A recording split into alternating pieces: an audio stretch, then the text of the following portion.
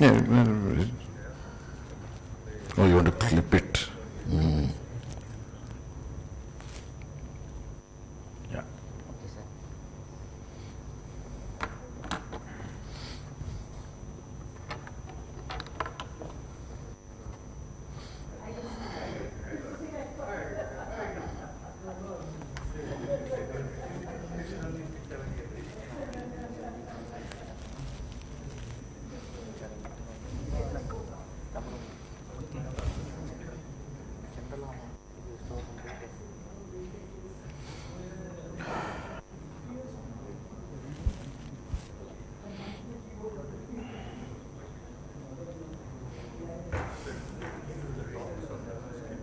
That's what I'm asking. See, not all. It's possible. It's possible. But not all these speakers have given their server files. So maybe we can check with email. Take up a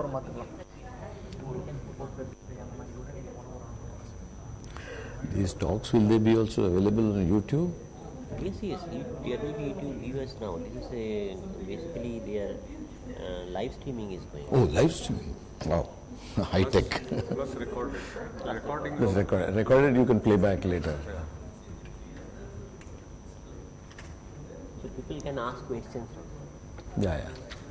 Yeah, we should put the talks also in it. That's what we know here. So Arul, for example, said that he has some video in his. Oh, it's okay. If it That doesn't maybe- play, it's okay. Doesn't play it. No, in the PPTX it'll work. Yeah, worst case if it Just doesn't now I play. checked. Oh. PPTX may have, but PDF it doesn't play. That's why. Probably we can just put a PDF. It's okay if the video doesn't play. Yeah. You know, on Yeah, the talks that's- page. Yeah. Otherwise there'll be issue with compatibility. PPTX might not open Ah, that is possible. when you click on it. Linux, and also the that OD, what is that called? Open Yeah, source thing. ODF. ODF, that may not show nicely. So it will be anyway put up. Our media people will do it. Whoever will do, see, some of my students can also do. But we should make sure we have the PDF. So Exactly. that may not be automatic, right? Yeah, so You might have whatever to is so far, I have received, I have asked them to put it. Or it may all be there on that machine, right? Not all of them, because some Okay, of these some speakers use they are on- using. They their bring their own laptops. own- Yeah. Many we can just take it from there, I guess. Bhaskaran.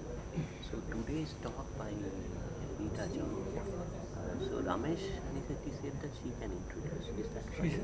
Ramesh Anisetti said that he can introduce. Wonderful, wonderful, good. Yeah, and then he can take care of it. I guess so. Yeah, because I'm having my shoulder pain. Oh, okay, I want okay. to avoid. No, that is fine. I'll just And then tomorrow, this bulking. Balki's thing, can you take? Mobile. No, I was looking at time. This is apparently some 5 minutes slow or something. Right. We mostly go by this clock. Acha. It gives people some more time. Yeah, in TFL also the same thing. 4 o'clock colloquium, Wednesday colloquium, always at 4 or 5.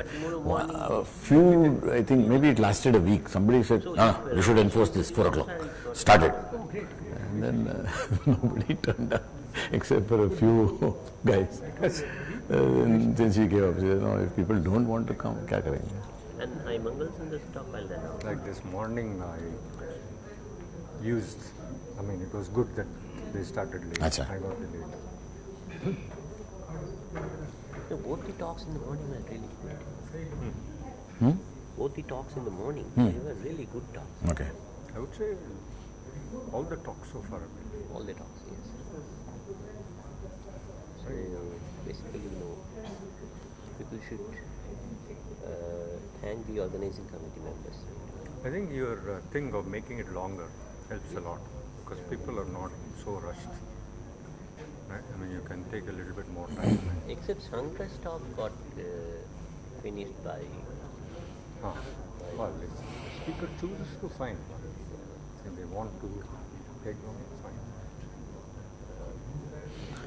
I noticed that after lunch it has become even thinner audience.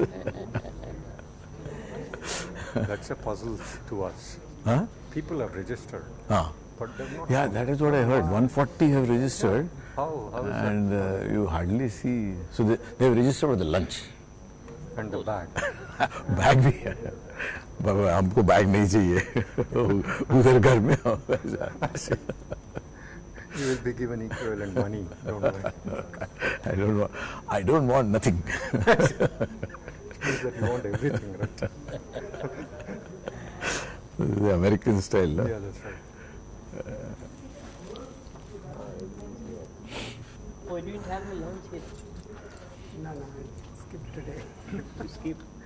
Eating too much. This announcement, this directors. No, I mean, unless you announce. I should announce. Yeah, I sent a mail from yeah. my director's account to the participants. Is To it? be participants and whoever you want to be. How, where is the list? That Andrew participant. has not come today. So participant, I can announce from here itself for the participant. Other people, The faculty I can announce it. that I can announce. And this is one thing. Participant, I will announce for you. I have already counted. So I will announce faculty join. We'll give some basic things. I mean, I probably goofed up a little in the sense that I thought it was a 1 hour talk and 15 minutes for QA, so not like our colloquia, it's kind 45 of like minutes. that, yeah. It's a little longer than that. I could have had Usually maybe it's another 45 4 or plus 5 15 or slides. something, but- Yeah, so I'll ask anybody who wants to ask a question in between, please interrupt. No problem. Come and have IT and go. Yeah.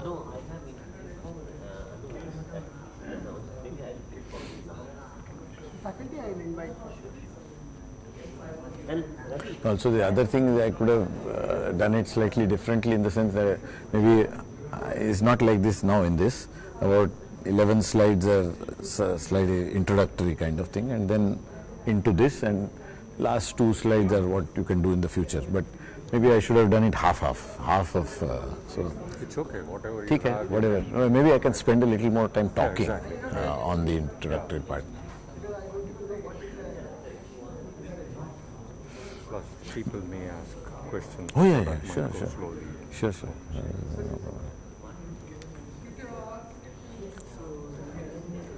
The thing is, I don't know, of course, I was not looking back, but I think the audience is a little thinner than it was during Mandar's talk. Do you think so? I thought so, but maybe I'm wrong. We'll just say that it is always a plus because you have only interested people. Sometimes, when this thing used to come up in INO, oh, we have very few students. Only sometimes we had even 5 or 6 students only. Sometimes we had up to 10, 12. So I said, look, small students is not a problem because Chandrasekhar used to take a class of 2. Yeah, I've heard, yeah. And, who were the students? Lee and Yang. So, I see. and that was the only class where all 3 got the prize. Okay, that is incidental, but he used to drive, it seems, that is from a some requirement. Yerkes laboratory or something, 35 miles or something like that. He would Drive down to give this lecture. I don't know, Yerkes 33 laboratory, kilometers maybe. 33 miles, 35 miles. So 1.6 only times more. half an hour. Yeah, maybe, that's true. It takes from Besant Nagar to here. Yeah, So I should be equally commended for coming from 3 kilometers away. no, you should be commended more because Chennai traffic. For example, my students, if they ask for a approval, I am extremely happy because that should not be kind of a conflict of interest. okay. I'll just tell, Your students are in Germany right now.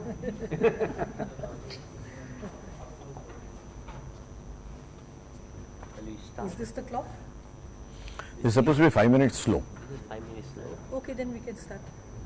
Then 1 minute just wait. Vivek, you better finish exactly on time. I think it depends. I have to mark this now. Huh? I think you forget about it. You just tell what you remember, that's all.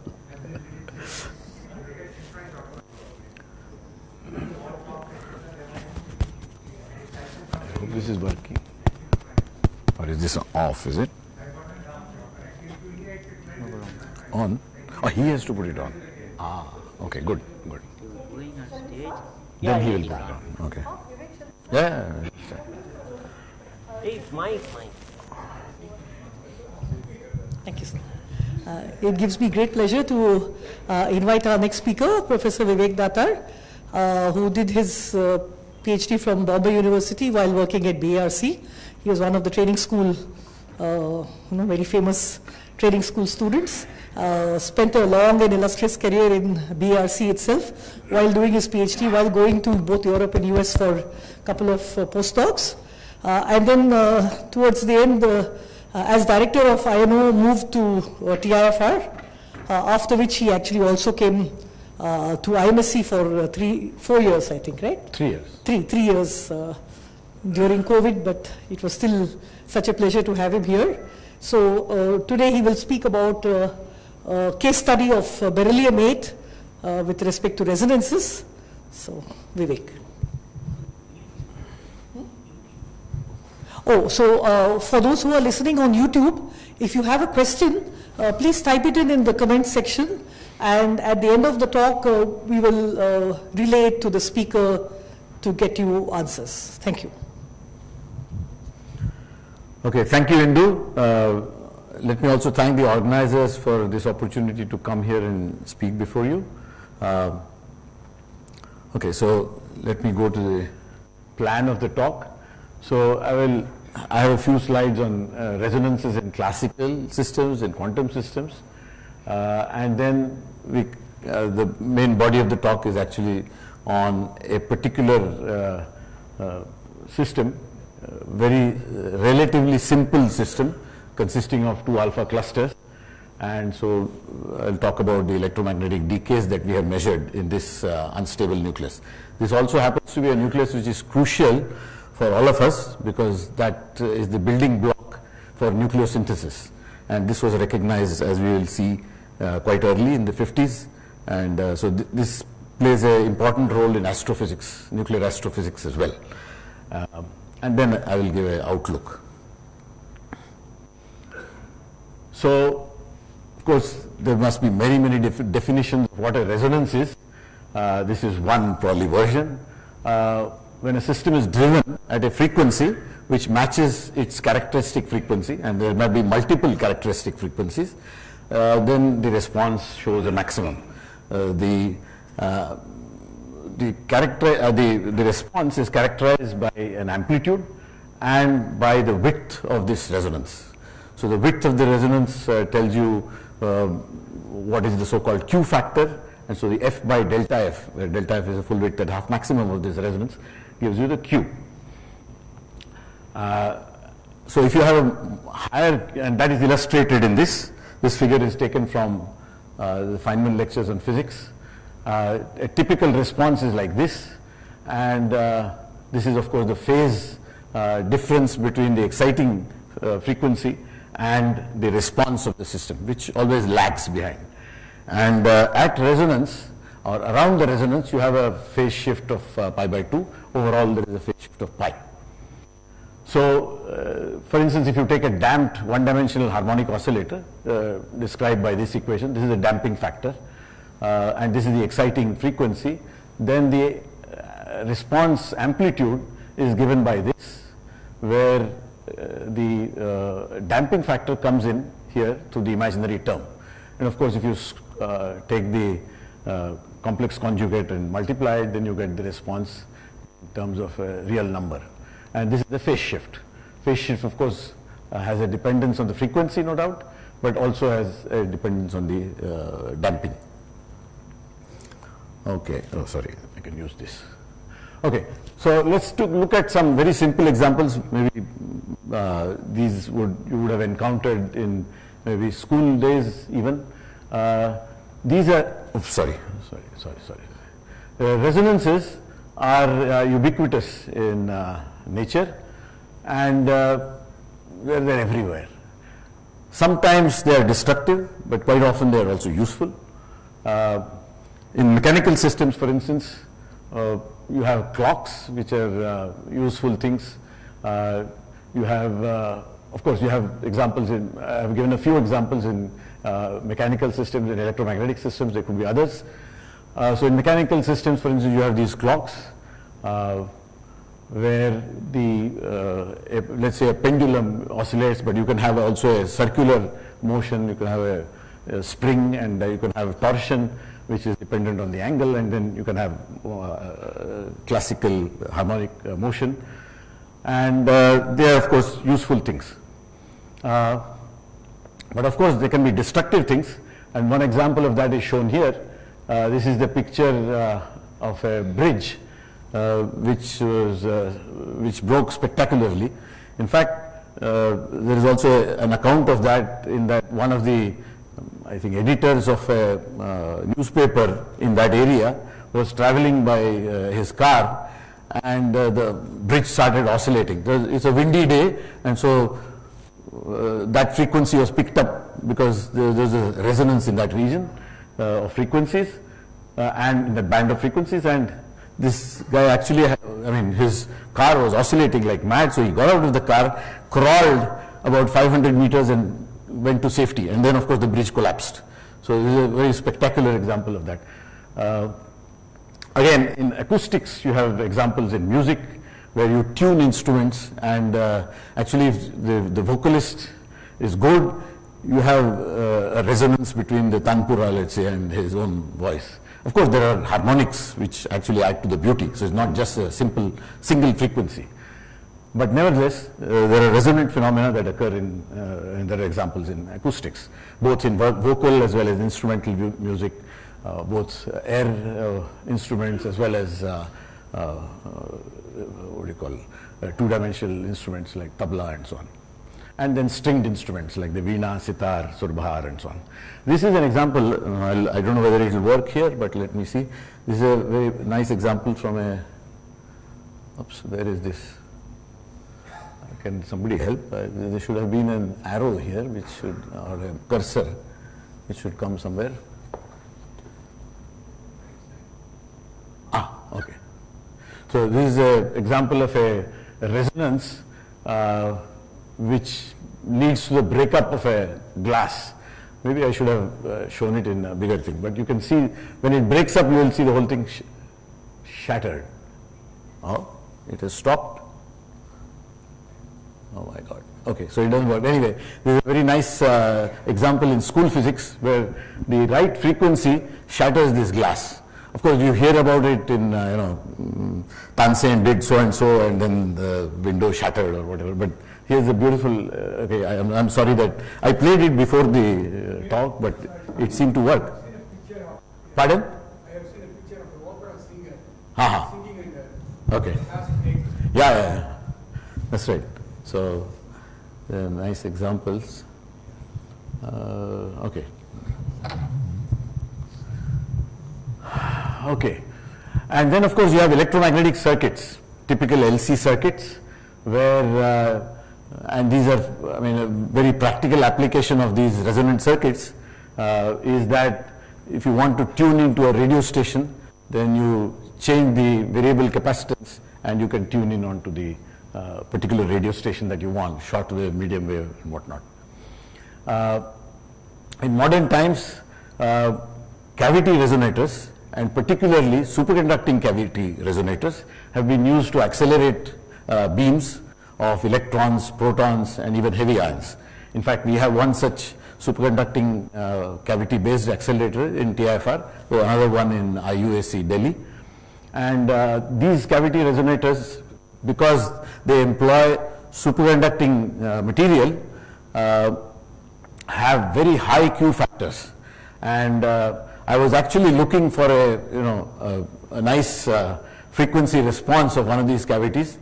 Maybe I didn't look enough, but it's difficult to find these precisely because of their high Q value. So the Qs in some of these cavities is as large as 10 to the 9 or 10 to the power of 10. Okay, so if let's say the resonating frequency is of the order of 100 megahertz, the width of that resonance is only 10 millihertz, and you have to precisely control that. And quite often you can do that, of course, you can control it by an amplitude and phase control, V voltage at the let's say in a gap between superconducting resonator cavity, two sections of it. Okay, so these are a few examples.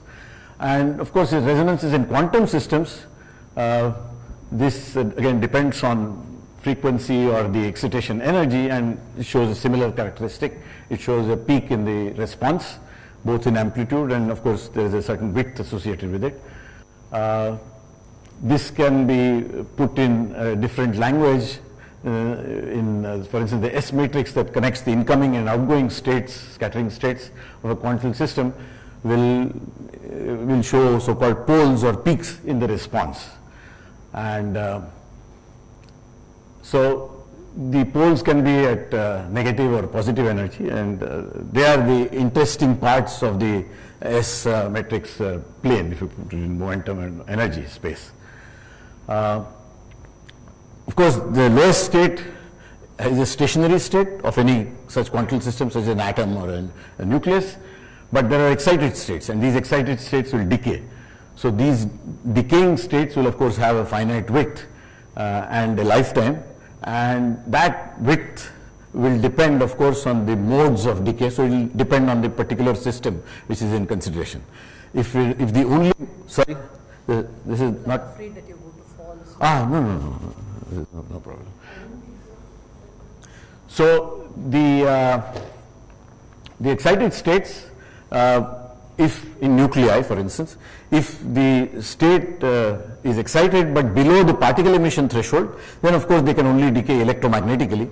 And since we know that the electromagnetic coupling is smaller than the strong coupling, so these have relatively small widths and therefore relatively long lifetimes. As soon as the excitation energy goes beyond the particle emission threshold, then the strong interaction modes of decay become active, and they basically take over. So then the branching ratio of the electromagnetic decay, of which we will discuss later on, have a very small branching ratio, and so they become more difficult to measure experimentally. On the other hand, the electromagnetic decay, because we understand the electromagnetic interaction much better than the strong interaction, they provide a tool for actually probing the system in a much better way than, let's say, probing it through strong decays or scattering of strongly interacting particles such as hadrons. Okay. So some examples of quantum systems. Of course, atoms and molecules, we know that atoms, let's take the simplest of them, the hydrogen atom. It has this spectrum of excitations, the 2p, 2s, and then the n equal to 3 L states and so on. And they can of course be excited by various means, including, for instance, lasers, which you can have you can tune the excitation frequency very precisely, and you can get resonances which correspond to this. Now, of course, when you probe atoms and molecules at, say, a finite temperature, they show a width. So when you excite them with a laser, for instance, you will have a big Doppler broadening, because the atoms and molecules are moving around in a gas, let's say. So you have to do special things if you want to narrow down that the width that is coming out from Doppler broadening. Either you have to cool it, or you have to do perpendicular crossing kind of spectroscopy measurements. You have a beam with a, let's say, ion beam, for example, moving with a precisely known energy, and then you cross it with a laser, or you can even do a anti-parallel laser beam which can excite this, and you can reduce the Doppler broadening. So you can get the resonance frequencies very precisely in that way. In nuclei, the other example is the Mossbauer effect. We have heard of the Mossbauer effect, which is where the resonance can be measured extremely precisely. And by the way, that was something that was not predicted. Mossbauer effect was not predicted. In fact, Mossbauer was a graduate student playing around with nuclear resonance fluorescence when he discovered this effect. I remember Raghavan, who was associated with math science at some time, and also at TIFR, he used to say that I was working at a similar time as Mossbauer. I could have discovered the Mossbauer effect, but he didn't. It was this young student who discovered Mossbauer effect. And it's spectacular because you just move this thing by millimeter per second and you can scan the resonance. And the width of that resonance can be related to the lifetime of that state. And beautiful, h cross by tau is equal to the width of that. Okay, there in some systems maybe that doesn't happen because there are other decay modes of that excited system and so on. But that is a spectacular example of a resonance. Yeah. Yeah. Dickey, Robert Dickey. Yeah. Kind of predicted Mossbauer effect Oh, is it? from his recoilless emission theory. I see. Some forerunner, but No. So the resonance, was it resonance fluorescence or was it no, not the recoilless? superradiance, recoilless Oh, I see. emission. Okay, so Apparently. maybe I might have looked at the at a reference which didn't quote this thing, because very often it is quoted that Mossbauer discovered it serendipitously. Okay, so of course resonance fluorescence was known, but that you have to compensate for the recoil energy, small recoil which comes about because the photon is emitted, it recoils, whereas if you want to do absorption at that frequency, it has to be moving in the opposite direction so as to give the right Doppler shift and compensate for the recoil. So that was known, but the recoilless thing was spectacular because now what is recoiling is not one nucleus but 10 to the 23 atoms. Okay, it's in a lattice, and of course sometimes you get a phonon, but but there's a sizable fraction which recoils, the crystal recoils as a whole. So that's why it is really spectacular. Then of course there is an example of NMR, the nuclear magnetic resonance. There was a mention I think in some talk a little before, and this of course was following Rabbai's work on molecular magnetic resonances, which he did, and so Purcell and Bloch, they refined that method for using the nuclear magnetic moment, and now of course this has become an industry. I think there are probably about, following that there are at least 2 Nobel Prizes which were won. Maybe I have missed out a third one as well, but because MRI came out of nuclear magnetic resonance, and also there was another Nobel Prize awarded in I think chemistry, where high resolution NMR is now of course routinely used, but that was discovered by, I don't forget the name, maybe there in the subsequent slide.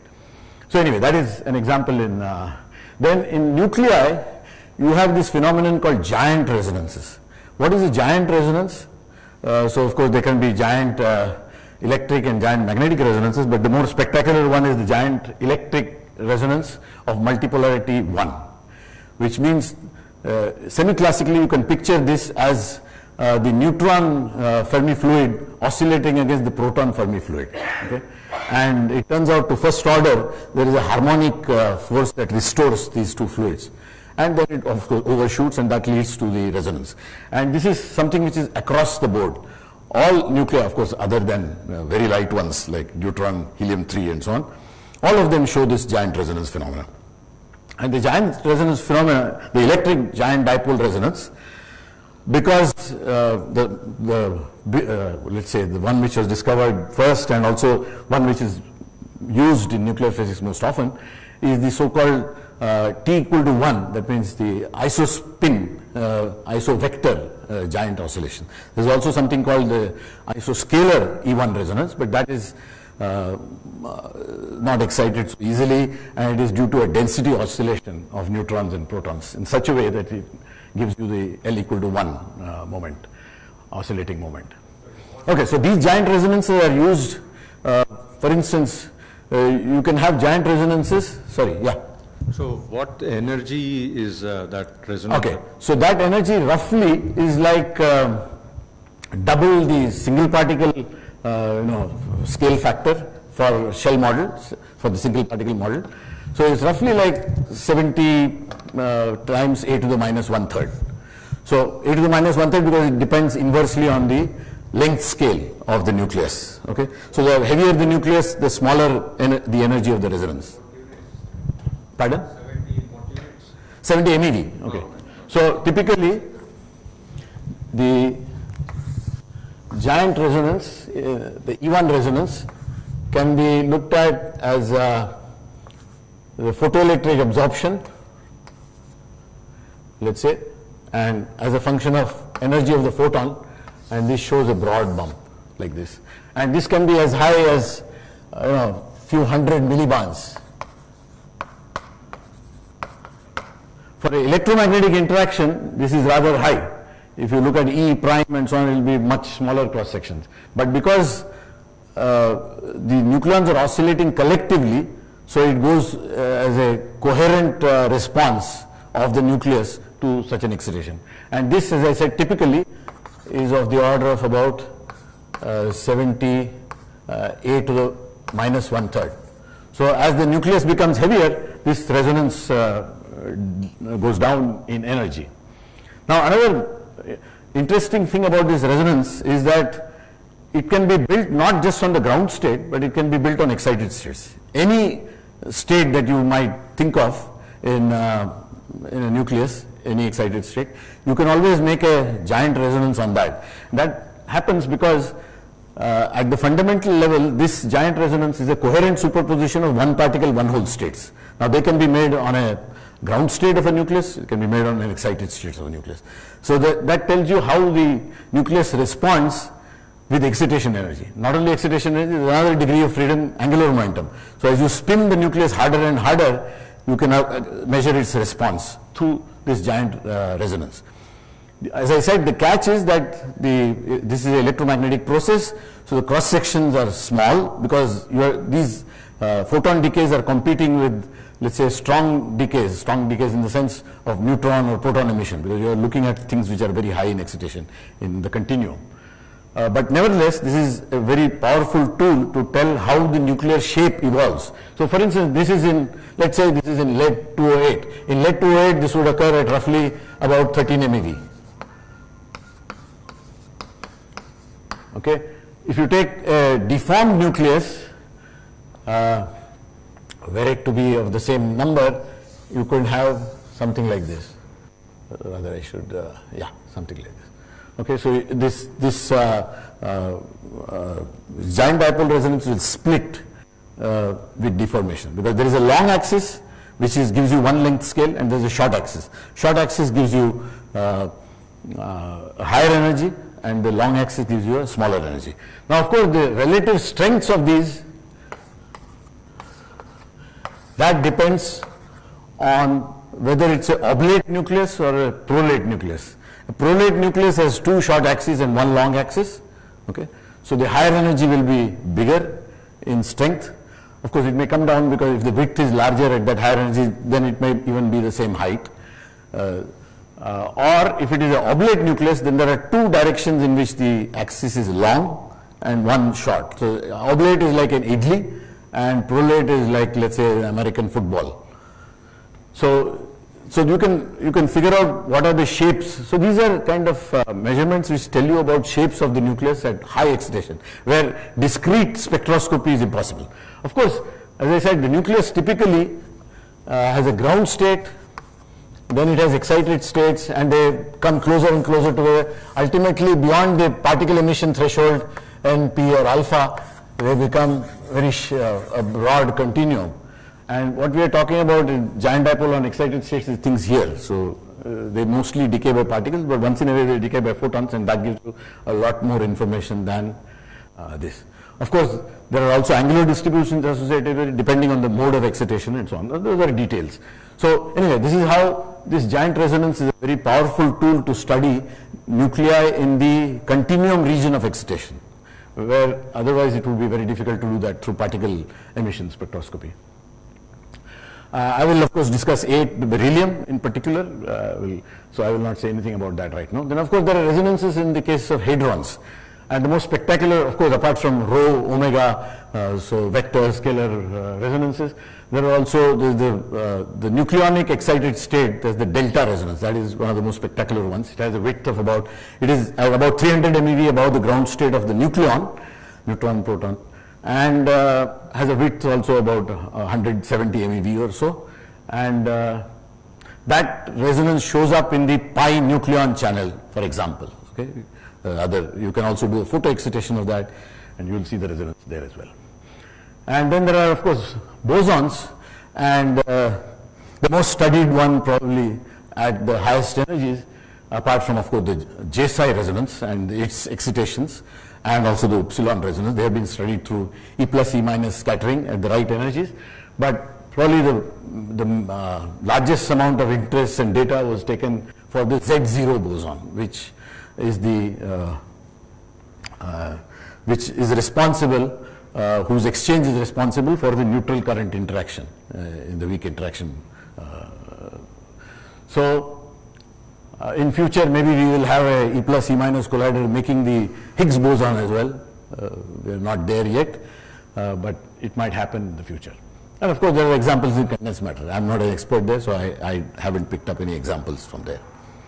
Okay. So this is I like this quote from the person who introduced the two Nobel laureates, Bloch and Purcell. Harold Kramer in 1950 when they got the Nobel Prize. I'll read it out. Dr. Bloch and Dr. Purcell, you have opened the road to a new insight into the microworld of nuclear physics. Each atom is like a subtle and refined instrument playing its, I like the language of it, subtle and refined instrument playing its own faint magnetic melody inaudible to human ears. By your methods, this music has been made perceptible, and the characteristic melody of an atom can be used as an identification signal. This is not only an achievement of high intellectual beauty, it also places an analytical method of the highest value in the hands of scientists, but now not just scientists, of medical people, okay? As happened in the case after many years later when MRI became a tool for management. And now of course we have MRI probably in a city as big as this, maybe there are about a dozen or 20 such places where you can do your MRI. Okay. Now in the case of nuclei, resonances are important for various reasons. One of these is in the operation of reactors, nuclear reactors I mean. So they can act as poisons to neutrons. As we all know, thermal neutrons are the ones which are the key to utilizing the fission energy that is released when U-235 or plutonium-239 fissions. But there are things all around that fuel, right? You have steel, you have cobalt, you have poisoning elements like boron, gadolinium and so on. So it is important to know, and since the fission process produces a whole spectrum of neutrons, typically with an evaporation spectrum the temperature is of the order of half an MeV. Okay, so the spectrum extends up to at least a few MeV. Okay, and of course they get thermalized in the moderator, and so that increases the fission probability. But then there are also resonances in the low energy region. So it is important to measure this. So in the earlier days, it was I think one of the first to do such measurements was Enrico Fermi, who used a set of wheels with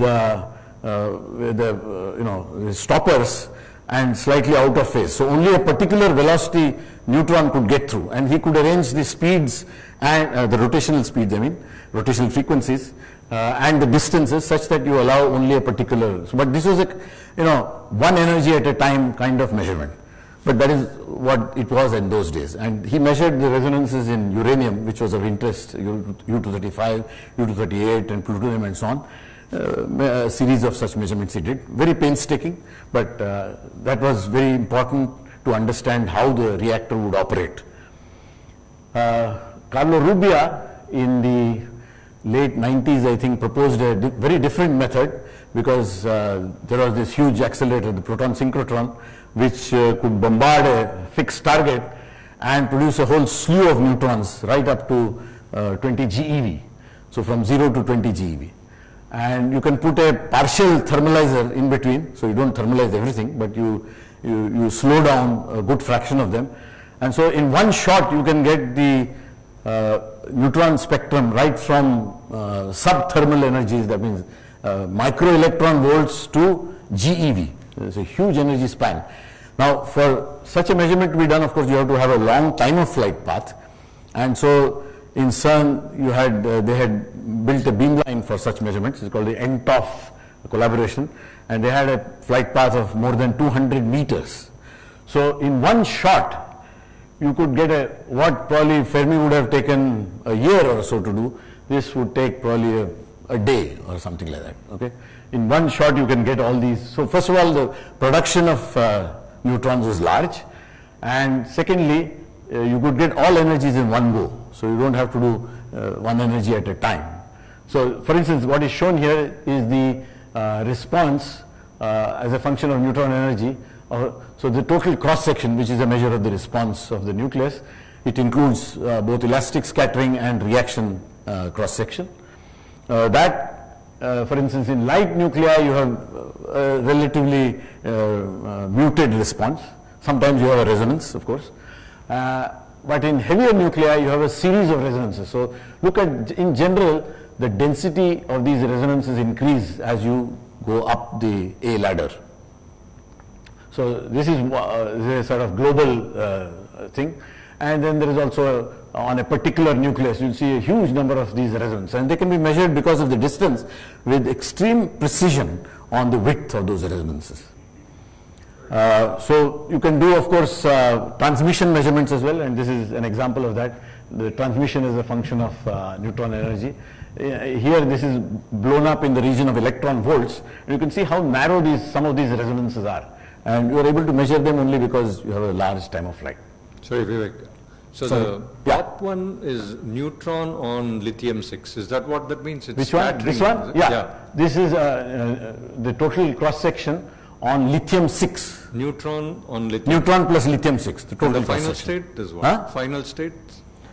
It can be anything. So this can be done, for instance, through a transmission measurement, and then you invert it and you get the cross-section. Okay. For instance, the example of that is shown here, transmission. So you get the total cross-section.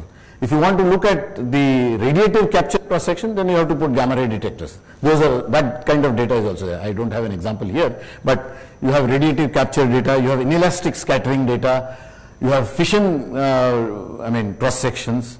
So, this is an extremely powerful method that Rubia, helped develop there. Of course, he did it in the context of also another program that he had in mind, the so-called ADS program, accelerator driven systems. At that time, it sounded quite an attractive idea that you have let's say, 20 megawatt in the beam and you produce 200 megawatt of energy, but using only bismuth or lead or something like that, not a fissioning material. But just because of the energy and because of the way the binding energy curve goes, if you break up lead, even you will get energy. That is the idea. So he did it in that context, because there you can have all kinds of materials and you want to know how the neutron gets affected, because it can also cause fission you can also breed material like thorium. So you make use of the neutrons that are produced. And how do you make sure that the beam is only neutrons? Pardon? How do you make sure the beam is only neutrons? So charged particles are relatively easy to absorb. So in fact, what is done is, it's a schematic figure, but let's say you have a 20 GeV, let's say, of that order, proton beam hitting a thick target. So it stops in that. It can be half a meter of target. And that produces energetic particles, including charged particles, pions, everything. Then you have a material here which is not a complete moderator, but maybe a partial moderator.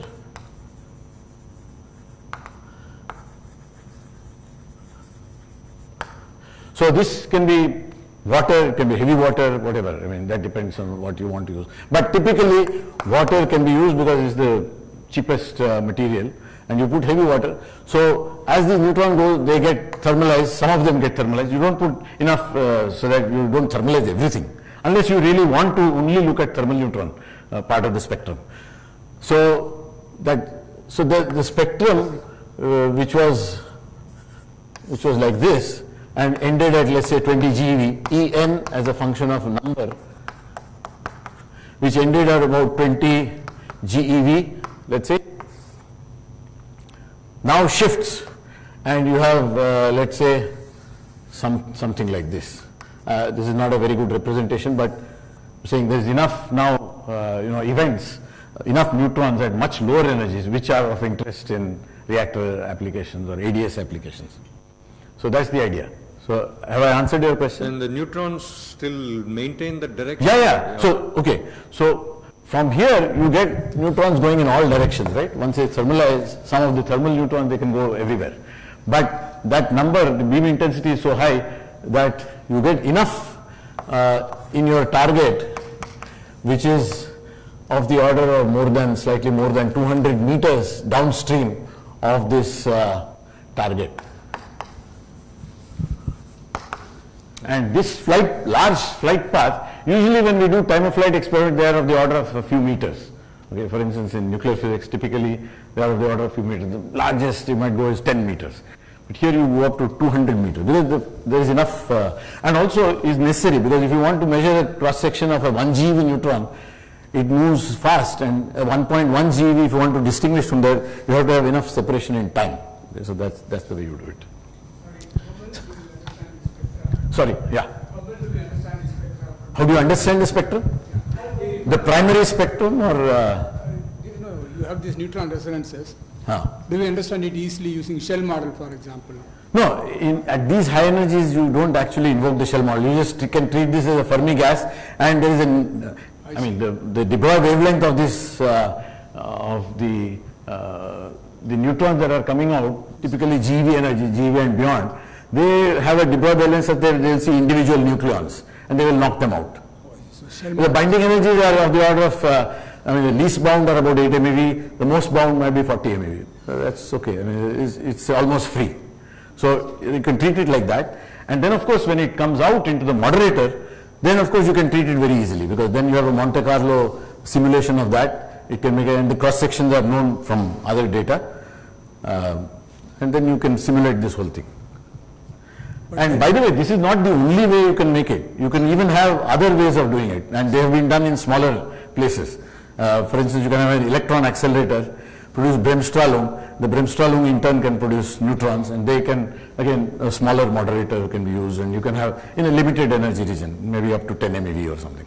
So here the beauty of this is that because they have the machine, and by the way, you might have seen in all these big collider experiments, they use the proton synchrotron only sometimes. Once you fill up the LHC tunnel, then you don't require this guy. Then for a day or something it lasts. This is free. So it is used for other experiments like Isolde. They produce radioactive things. You can use it for NTOF. You can share the beam in many of these things. So, yeah. Sorry, I have a question.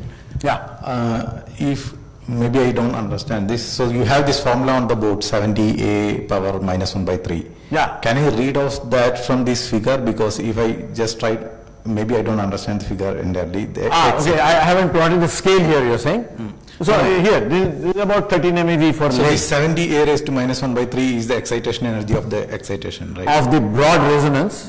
Yeah, it is So of the if order. I just consider a lightest nuclei, then it's basically around 70 MeV. Means helium-4, for example. Yeah. And if I go to say uranium, A raised to power minus 1 by 3 gives me like 1 by 6. So that becomes like 10 7. MeV. But in uranium, but if I read out from this figure, it is already like in EeVs, even less than EeVs, the first excitations. So No, which one are you talking about? Oh, sorry. let's say, for example, if we take the uranium, Yes. the first excitations that I can That see might is- be at 100 kV or even lower than that. but then this formula doesn't hold true, right? No. This is specific to the giant electric dipole resonance. I see. So where does this giant dipole electric resonance? This occurs, as I said, in all nuclei. Okay, other than the very light ones like deuteron, helium-3 and things like that. But beyond about A equal to 8, of course, in very light nuclei like let's say beryllium-9 or carbon, it splits up. So that's due to there are interactions which split this. But and it also these kind of formulas are derived from a semi-classical approach. Okay, a single particle approach, a real quantal approach will full quantal will of course that will have structure. The E1 resonance will have strength function and it will be broadened depending on at what energy it is, and then you will have to take a convolution of that. So, But- naively for any heavy nuclei, Pardon? naively for any giant nuclei, this formula holds is what you are trying to. Yeah, broadly. So if I actually take I mean, there are better parameter. I mean, there are different parameterizations of this. One which includes a to the 1/3 term, a to the minus 1/3, and a to the minus 1/6 term as well. That fits the systematics of the giant resonance peak energies versus a little better. So, but this is simplest because if you consider two oscillating fluids, this comes out rather easily. And probably the lead case is actually having excitations at much higher energy. Is it because lead is more stable? The lead, PB? Because while I can see a trend. Okay, so they are, you're saying, is there any difference between lead and let's say bismuth 209? Those are small differences. He's asking about the figure on the screen. Figure on the Yeah, screen, yeah. the left hand side. Oh, these are not giant resonances, by the way. These are just a cross section versus E measurement for neutrons, the total neutron cross section Okay. for these various nuclei as a function So of none of these are giant There's nothing to do with giant resonances. No. I see. This was just to show an example of neutron resonances. Okay, this is not illustrating. Giant resonances, I didn't have a nice. Actually, there are some very So nice. these are figures, the but- actual excitations inside a nucleus. Yeah. I see. No, so these would correspond to so-called compound nuclear resonances in nuclei, all those very sharp lines. When you go to much higher energies, beyond let's say 10 MeV, 15 MeV and so on, then there becomes a continuum. Because these resonances broaden and also they overlap, so then there are fluctuation effects that take over and so on. So they are not isolated resonances. These, at the lower energies, you find nice isolated resonances, right? Okay. Thanks. Which one? In titanium, sorry. In titanium? No, in lead or No, in the right no, side. that's not a giant, that's just a resonance in... This will not see the giant dipole. No, in this we are not in that region. I mean, here of course you have gone much beyond, not much beyond. This is about 10 MeV, what is plotted in 10 MeV. But see, it depends on what you are looking at. For instance, if you look at the photon channel, then you will see an absorption cross section. Okay. Okay, this is a similar thing shown in curium 244. This is, by the way, an isotope that can only be made by using a reactor. Okay, because this is Z equal to 94. Okay, so it's not there occurring naturally. But I just wanted to show you the neutron capture cross section. In this case, it is a radiative capture. That capture cross section is as large as about 20,000 barns. Okay, and there are even more spectacular examples, but they are very broad resonances, and there is also a 1 by V underlying that. And the most spectacular is this xenon 135. The N gamma capture cross section actually runs into about 1 million barns. So 1 million barns, if you take the square root of that, is like 10 to the 3 times something like 10 Fermi. So it's almost like atomic size. So the nucleus is looking like an atom as far as the neutron is concerned. And this, by the way, has an interesting history in that when Fermi started his reactor, which in Chicago, in one of those, I think, basketball or courts, he found that when you start the reactor, it's fine, and then suppose something happens and you have to stop the reactor. Now you can't start it on.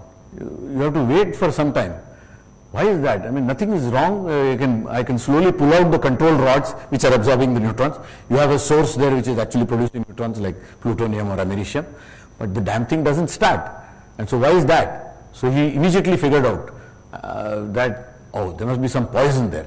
And then they figured out that this poison was actually 135 xenon, which has, later he made measurements on that, it has 1 million barn cross section.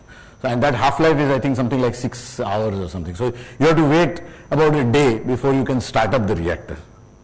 Because that is intrinsic to the fission process. I mean, that is produced quite heavily in the fission of uranium-235. So you can't help it. And that is there, sitting there. And there's no way you can take it out. So you just have to wait. Okay. So that xenon 135 is a spectacular example, but there are other examples like gadolinium. For instance, that is a poison, and in fact it can be used to control the reactivity of a reactor. And take gadolinium salts are pretty easy to get, gadolinium chloride and things like that, and you inject that into a control rod and you can stop the reactivity if you need to. Of course, there are other control which can be used, boron-based control rods and so on. Okay. Huh? Pardon? You are talking about the xenon or the neutron? So that decays and then is no longer there to absorb neutrons. But they are produced again, right, as it is fission? Yeah, so, but as long as, you have enough of fission activity going on, if it remains as xenon 135, then there's a problem. If it absorbs a neutron, becomes xenon 136, that is stable, is there in nature as well. Okay. So, okay, this is another, I won't belabor the point that there are resonances. Okay, now I come to the, the width of a resonance of, in principle, any decaying state and a lifetime. Of course, this was first worked out by Weisskopf and Wigner in these two papers. And what they did is a very simple thing. Instead of the Hamiltonian being Hermitian, you put in a small non-Hermitian component into this otherwise unitary Hamiltonian, and then the evolution amplitude, sorry, I'm pressing too much. Instead of the time evolution going like 1 e to the minus IET, you add a small imaginary term, minus I gamma by 2, and that takes care of the decaying state. Of course, you don't know how it is decaying, but in general it takes care of the decay. If you want to find out how it decays, of course you have to know the dynamics of the system, the structure of the system and so on. And so if you put this in, the survival probability goes like e to the minus gamma t, and its Fourier transform is just the so-called Bright-Wigner form factor, which was also found or used by Wigner and Bright in their paper of 1936 to understand compound nuclear resonances for neutrons. So, of course, this is a standard thing which everyone learns, that the lifetime is related to the width, intrinsic width of the state. Okay, now we'll come to, let me see, what is the time? It's 2:52, okay. Okay, so we'll talk about now beryllium-8 as a case study in these resonances. Beryllium-8 has a very interesting history. Just to introduce this actor, let me say that the ground state of 8 beryllium is itself unstable. It is not stable in its ground state. But on the strong interaction time scale, which is of the order of 10 to the minus 24 seconds, it lives a very, very long time. Its lifetime is in fact about 10 to the minus 16 seconds. And there is a very beautiful experiment which I will show, which not only showed that the lifetime is of this order by, of course, measuring the width and the shape of the resonance, that it can, they also measured the fine structure of that, atomic effects on this resonance. So it has a narrow width of about 7 electron volts, and if you compute, this gives you a lifetime of the order of 10 to the minus 16 seconds. This is of seminal importance to the synthesis of elements beyond A equal to 8. If you look at the possible reactions that result from the fusion of light nuclei, which happens, by the way, in the sun. The sun has the so-called PP chain of reactions, and you can go up to about 8 boron. And then after that, you produce a nucleus, you produce a beta decay which gives you beryllium-8, and then that decays to 2 alphas. Okay? So basically the PP chain stops at A equal to 8. Interestingly, Bethe had proposed the so-called CNO cycle, in which you start off with carbon 12, go to oxygen, and then come back to carbon 12. He proposed that as the source of fusion energy in the sun. Of course, later he had a rethink on that and then concluded that only for stars with core temperatures beyond something is that reaction, that set of reactions important, and for lower temperatures it is actually the PP chain which is important. So it is true now that the PP chain is the main producer of energy in the sun, in the sun's core, and CNO contributes only about 1% or so of the total energy production of the sun. Where does beryllium 8 come in this whole process? As you saw in the sun, things stop at A equal to 8. Now, there are stars which are hotter than the sun, much, much hotter than the sun. And you would expect that fusion reactions would take place there. But where is the material to fuse? Where are the heavy elements, heavier than A equal to 8? And that was a big problem. There was a bottleneck at A equal to 8. And it turns out, of course, that this is the stepping stone to carbon-12 synthesis. The other importance of beryllium 8 is that it is the simplest alpha cluster state. It is, let's say, quote unquote, the hydrogen molecule of nuclei. In a hydrogen molecule, of course, you have two atoms of hydrogen bound by a chemical bond, and you have electrons sharing this potential of these Coulomb potential of these two protons at a distance of the order of an angstrom or so. In the case of beryllium 8, it's almost like that with two alpha clusters. And why is the alpha cluster important? Because alpha has a binding energy of about 28 MeV.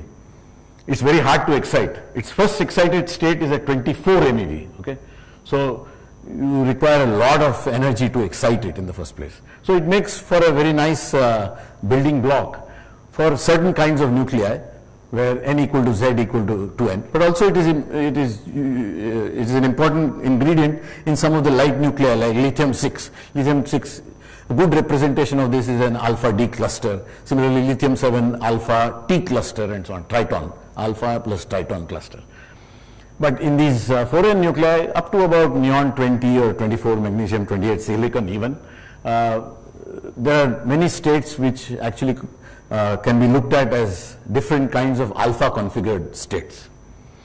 And beryllium 8 is the simplest of them because that's one alpha and another alpha. Now, this was proposed by Arima, saying the so-called alpha chain state was first proposed by Arima in Japan. He said that this was after the Hoyle state was discovered, and I will come to that Hoyle state a little in the next slide. But the 7.6 MeV state in carbon-12 was supposed to be a linear chain state and consisting of three alphas, almost in a line. Of course, quantum fluctuations would make it not really a linear chain, but a distorted linear chain. And then you can go carry this cluster model ahead, and you can propose linear chain states all the way up to A equal to 28 and so on. And okay, I'll come to that a little later. So Ikeda proposed that such linear chain states are there at higher excitation energies, no doubt, but in nuclei up to about silicon 28 or sulfur 32 even.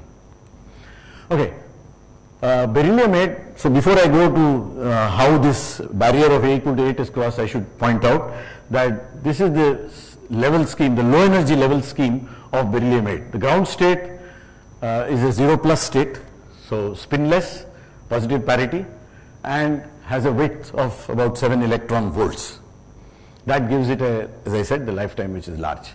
Then there is a excited state, actually a resonance at about 3 MeV, which is almost half of that, the energy of that state goes in the width, 1.5 MeV wide. And then there is the 4+ state, which is at about 11.4 MeV, which is even wider, 3.5. And this width basically comes about because that state mixes with the continuum alpha-alpha states. So it decays into two alphas. Decays easier if it is higher energy, little lower width if it is 3.4. And for the ground state, of course, it is very small, and that's because there is a barrier. The alpha-alpha has a barrier of about something like 2.5, 3 MeV barrier. So at an energy of only, okay, I should have pointed out, this is the ground state, no doubt, but this is above, you may not be able to see it, this is about 92 keV above the alpha-alpha scattering threshold. So it can break up into two alphas, but with only 46 keV between the two alphas, sharing 46 keV, 46 keV. So that's very low. So it has to tunnel through the barrier, and that's what makes its lifetime very large. Okay. So what is its importance in nuclear astrophysics? The first tackling of this problem was done by Bethe in 1939. He was, by the way, known as the master of nuclear physics in those days. He wrote these two seminal reviews in, I think, 36 or something like that. And so all that was known in nuclear physics at that time was there in Bethe's review. So that was called the Bethe Bible. So he proposed that carbon-12 can be produced by 3 alphas coming together in the stellar core. If the density is high enough, maybe this is probable to some extent, and then that can produce carbon-12, and then from carbon-12 you can go up the ladder all the way up to iron. By the way, why iron? Because iron is sitting on top of the binding energy versus a curve, and that has the maximum binding energy. You can't go beyond that using fusion reactions, charge particle fusion reactions, because then you come down in binding energy and you can't do that. You can't use fusion. Okay, so, but it turns out that that is not good enough. I mean, there are not enough of the cross section is too small for you to account for the amount of carbon that you see in heavier stars than the sun. So then there are several people, including Hoyle, Opaek and Saltpeter, who is also an associate of Bethe in later days, they propose that this is a two-step process. Two-step in that beryllium-8 has a resonance in the ground state, is a resonance in the ground state, so you can make beryllium-8, and since it is a resonance, the cross-section will be higher than what you would otherwise have. And then it lives long enough. Of course, they didn't know the accurate, they didn't have an accurate measure of it, but they knew that it was fairly low in energy. Then it lives long enough that it can capture another alpha. Okay, and that's how you can. So first form beryllium-8, then form carbon-12. But it turned out that even that was not enough. Okay, the fact that there is a resonance in beryllium-8 is still not enough to produce carbon-12. It is then that Hoyle came up with this absolutely brilliant idea, for which he unfortunately didn't share the Nobel Prize with Fowler, but he proposed that carbon-12 is there in nature. We are made up of carbon-12. If we exist, there has to be a state at 7.6 MeV. Now, of course, we call this the so-called anthropic principle, that, you know, nature is what it is and therefore it has to be like this. And basically he was telling the experimenters that you go and look, you will find this state at 7.6 MeV. Indeed, Dunbar, the very same year, went and found this state at exactly the energy that he had predicted. And that solved this so-called bottleneck, A equal to 8 bottleneck problem. Incidentally, Hoyle was also one of the co-authors of the seminal paper on nucleosynthesis, where not just this fusion reaction leading to iron, but also neutron capture to produce much heavier isotopes with Burbidge, so the B squared FH, Fowler and Hoyle. That's really a seminal paper. I mean, you might say that not very much new has happened in nuclear astrophysics after that, but probably that is somewhat of a overstatement. Yeah, pardon? No. The same Hoyle, same Fred Hoyle, but he was at that time working in the context of nucleosynthesis. Okay. And this was the very first thing. Then, of course, I think that Burbidge, Fowler and Hoyle paper came about in, I think, 56 or something. That was following this paper. But this was the most important and crucial step if you want to go beyond A equal to 8. Otherwise, things stop at A equal to 8. Yeah. Pardon? Carbon-12, correct. And what reaction, So, okay, let me draw where it comes in carbon-12. Just 1 minute. Give me 1 minute.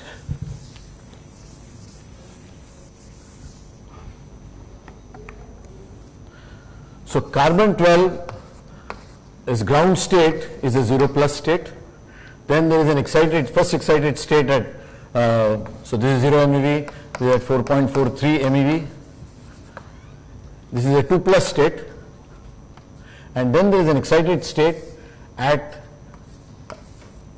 0+ at 7.65. We know that energy now, and it's fairly narrow. It's of the order of electron volt again, because for the alpha to decay, it has to cross a barrier, a tunneling barrier, and the Q value is also again very small, because the alpha decay channel is here somewhere. Okay, so it's a very small energy. So that is what leads to its narrow width. It mainly decays like this through photon emission. This is through E plus, E minus, but mainly through the photon emission to the 2 plus. The other one is a E0 decay, so that's relatively small. So this is how it decays. So the beryllium-8 plus alpha takes it to this. Okay. And that's a very low energy, so that's okay. In stars, you have temperatures of the order of 10 to 100 keV. That's enough. There's enough population of higher energy alphas to get you there. Okay. So interestingly, if this state had not been there here, but somewhere high up, we wouldn't have been able to produce it.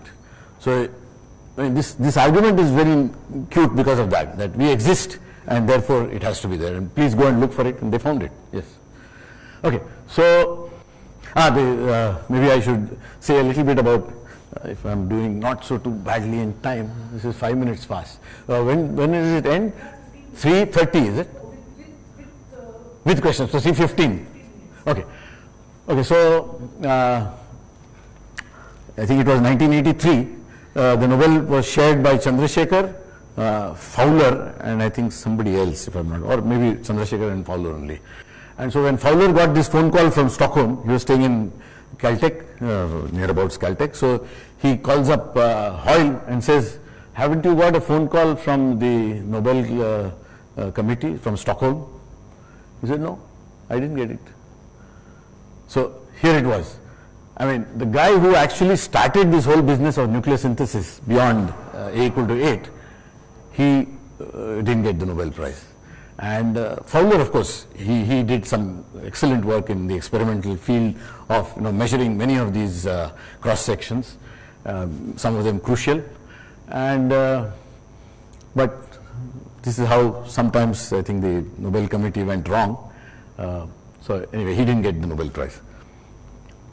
So I now want to show you the fine structure that was seen. I'll just gloss over it.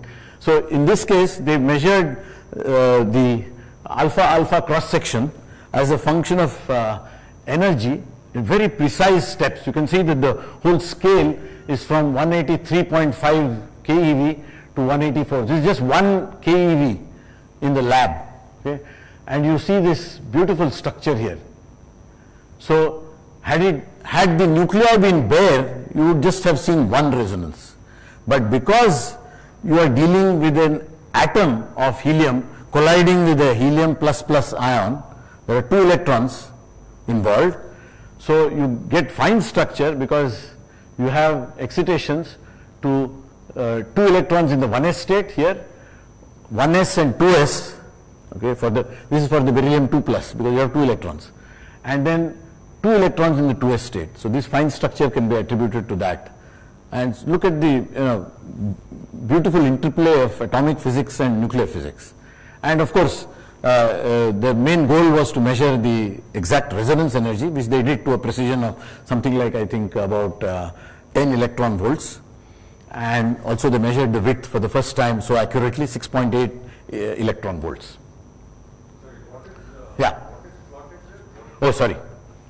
Oh, so this is the elastic scattering. So elastic scattering, but in a coincidence mode, because you want to also get rid of background.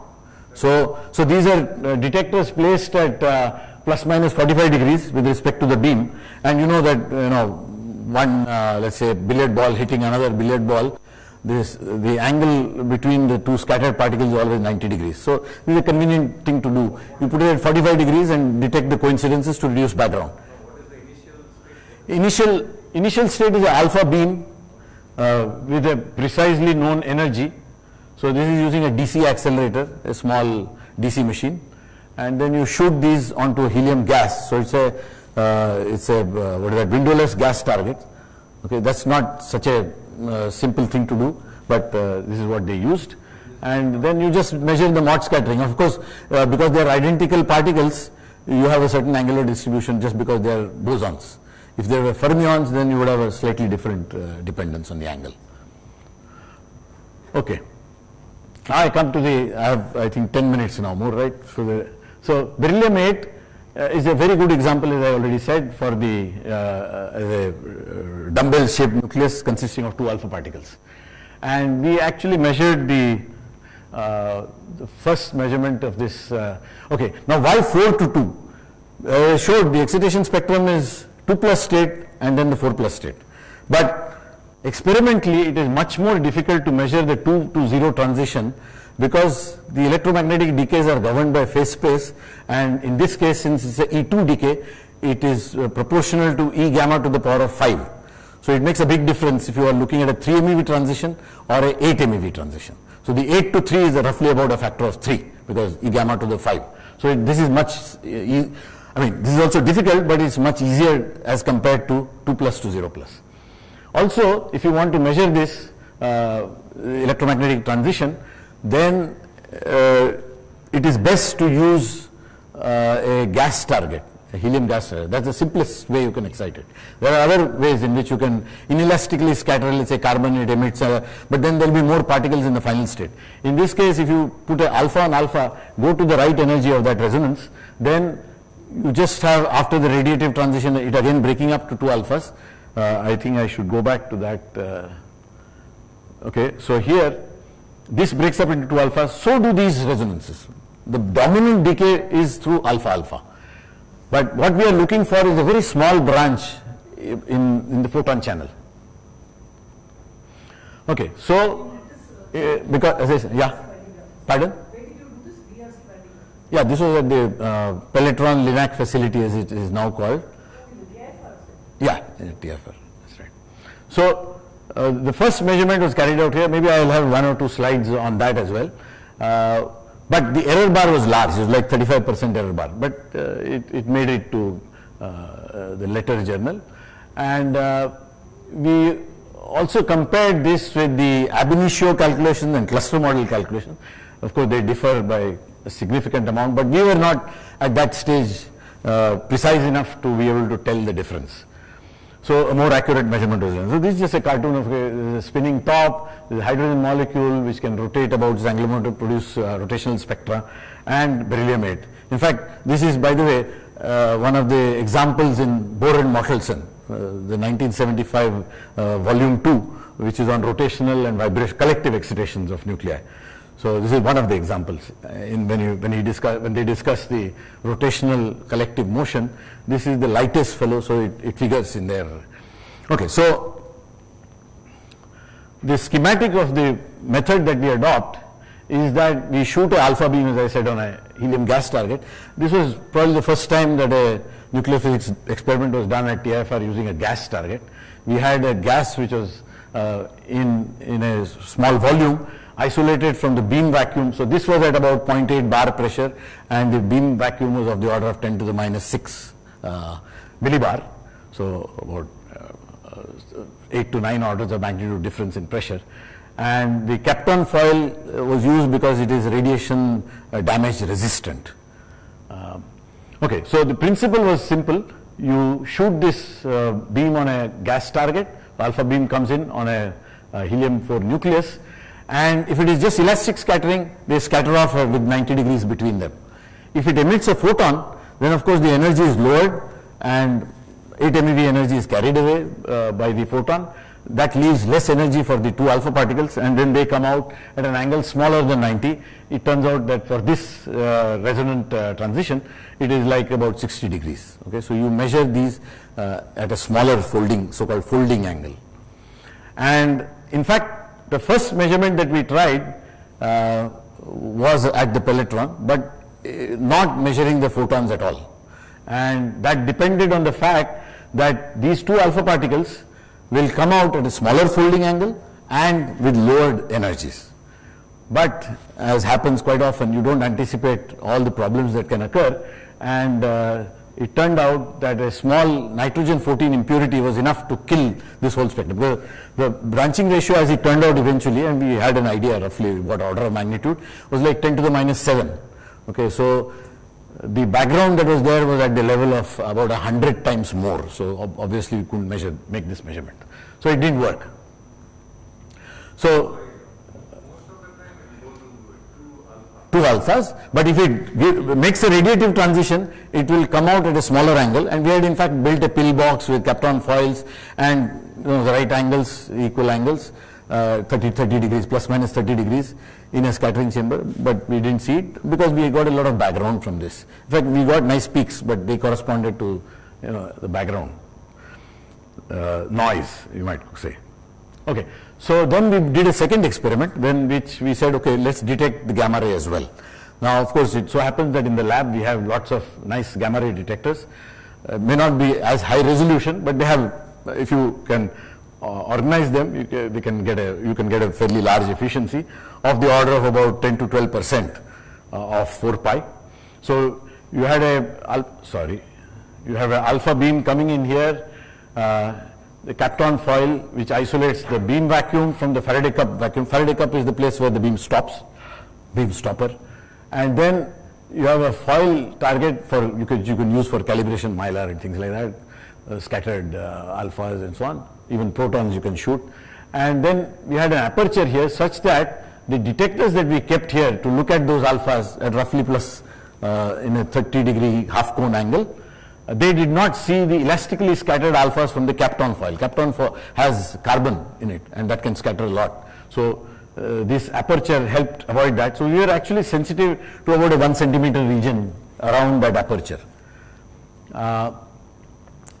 And the snout, of course, was such that these scattered particles don't cause too much of a background, and it goes into a Faraday cup. The BGOs for the gamma rays. So we detect the 2 alphas and we detect the photon. This was the setup. So these were 7 BGOs, hexagonal cross section, close packed. So 1 at the center and 6 around, and similarly from the bottom. So we had 14 such detectors. Then we had pin diodes to measure the alpha particles, and then you take out signals through feed throughs and so on, and then you have arrangements to push in a thick foil target if you like and whatnot. And this is when the target chamber was opened up. The BGOs, of course, would be placed in that case somewhere at the side.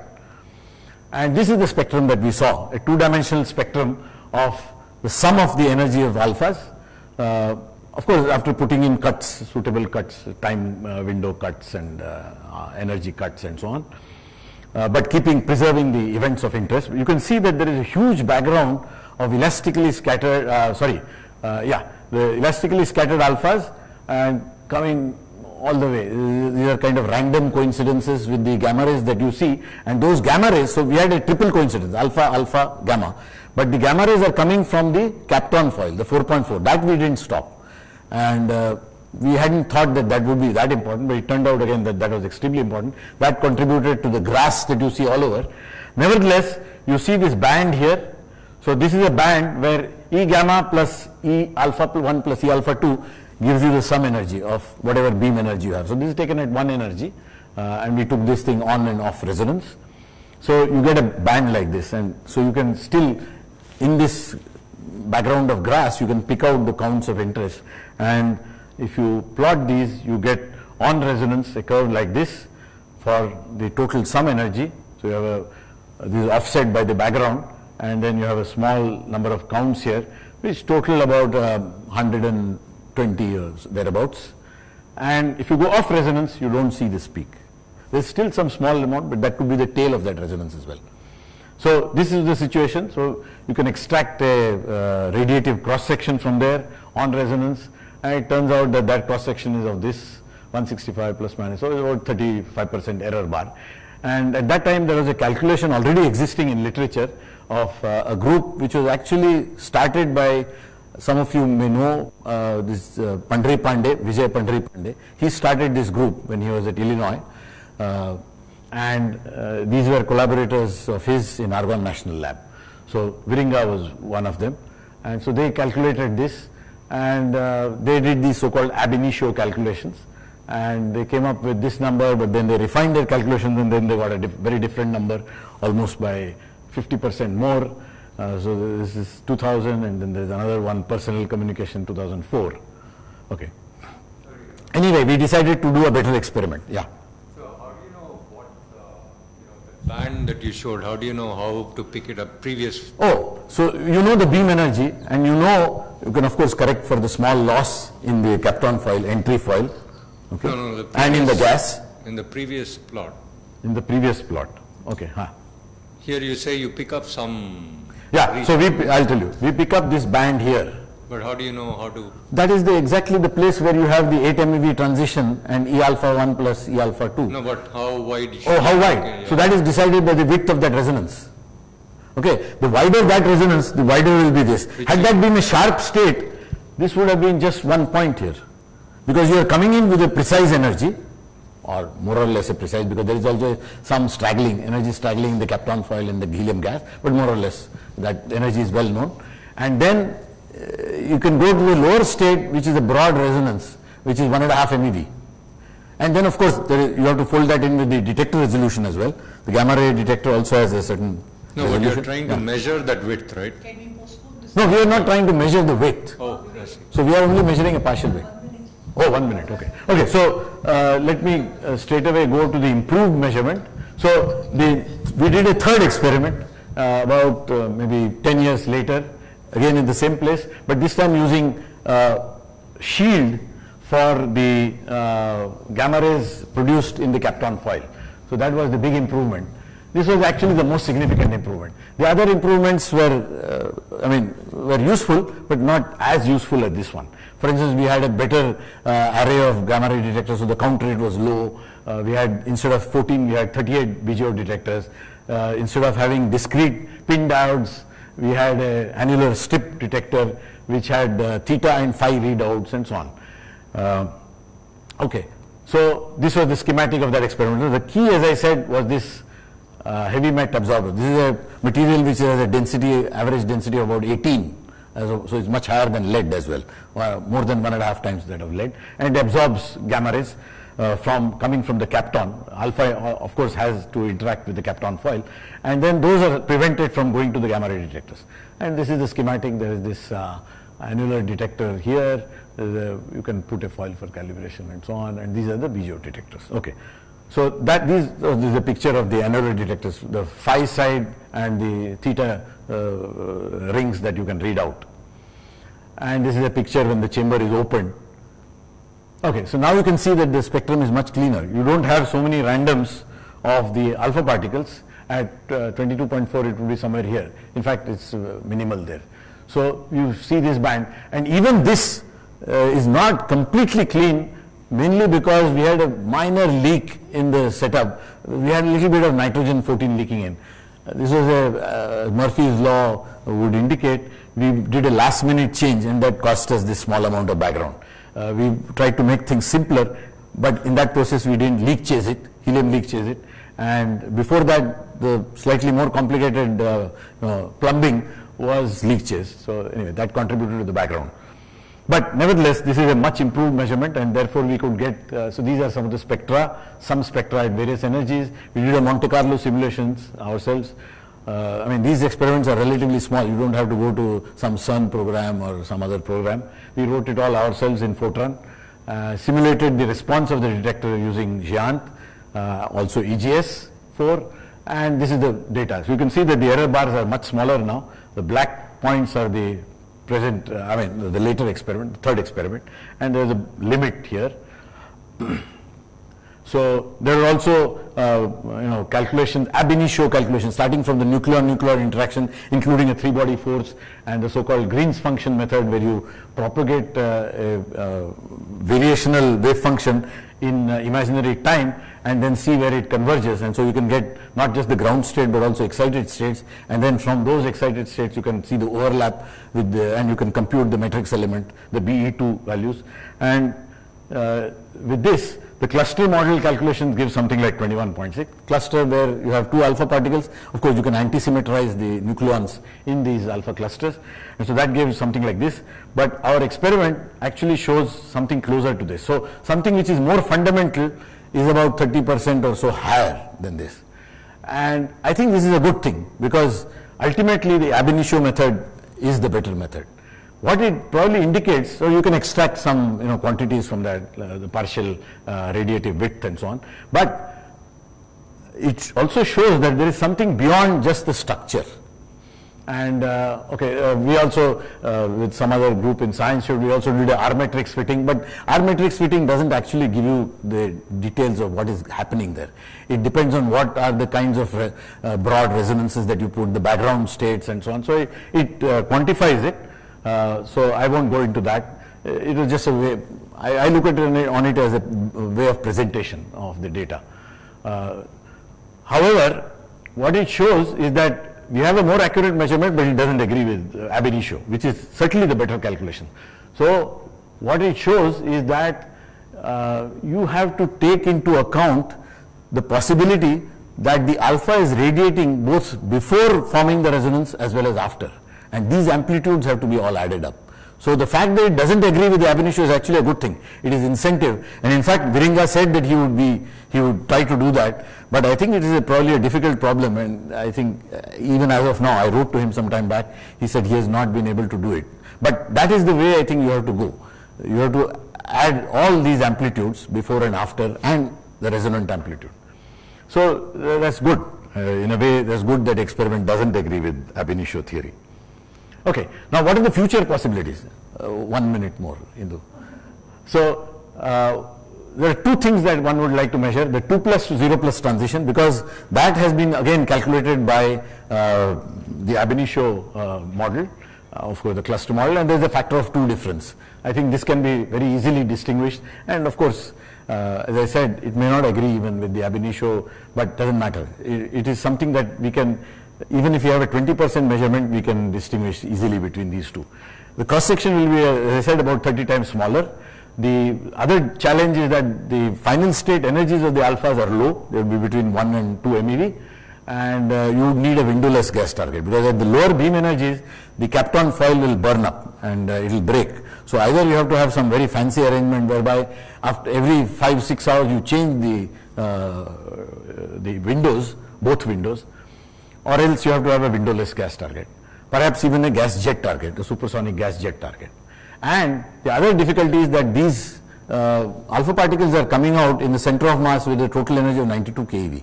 So you put in the center of mass motion, they come out at a pretty small angle. So you might need to separate these beam-like particles from the decay alphas using an electromagnetic device.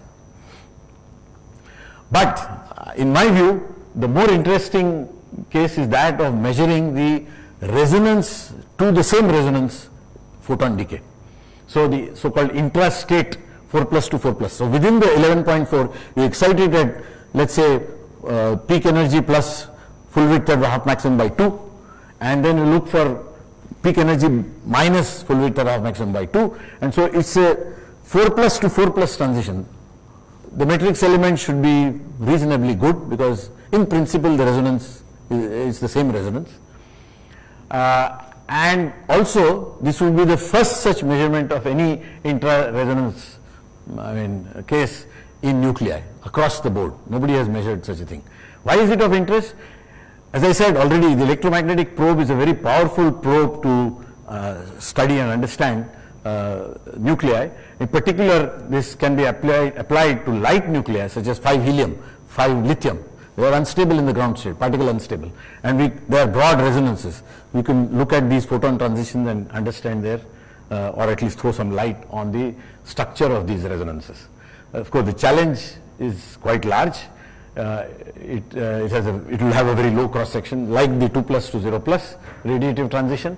But the advantage is that we can use exactly the same setup that we use for the 4+ to 2+ measurement, and we can now use higher resolution detectors such as lanthanum bromide, which we have. We have 2 in BRC, but there are another 3-4 in TIFR, and if you look at the whole country, there are even more, probably a dozen or so detectors. So if we manage to get people to talk and collaborate on this project, this can be done. Why lanthanum bromide? Because it has roughly a 4 times better energy resolution. So those bands that you saw would be much sharper. So if the signal is down by a factor of 30, it is important that the resolution be better, so that you are sure of the counts that you have, even the few counts that you have. So that's, I think, my last slide. And so I acknowledge all the collaborators from BRC as well as TIFR, also from Jenkins and Roberts from University of York, and some for the theory people from Argonne National Lab, and one experimenter, Lister, and of course the staff. And of course, the very first experiment was done when CVK was around. It was unsuccessful, but so be it. And so I end my talk here. Thank you, Vivek, for a very interesting overview. Yeah. I think the thank you slides are all very interesting. So, are there any comments or questions?